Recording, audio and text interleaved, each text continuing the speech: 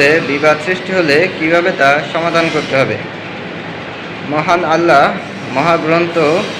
আল কোরআনে আমাদেরকে এ ব্যাপারে স্পষ্ট নির্দেশনা দিয়েছেন যে, পবিত্র কোরআনের সূরা হুজরাতে প্রথম দিকে আল্লাহ এ ব্যাপারে আমাদেরকে নির্দেশনা দিয়েছেন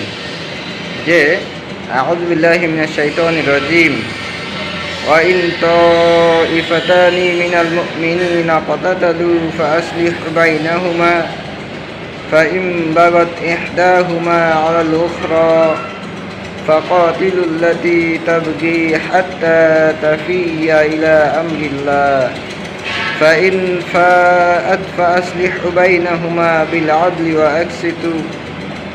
ইন্নাল্লাহা ইউহিব্বুল মুকসিতিন। এর অর্থ হচ্ছে, যখন মুসলিমদের মধ্যে দুটি দল বিবাদে জড়িত হয় তখন তোমরা তাদের মধ্যে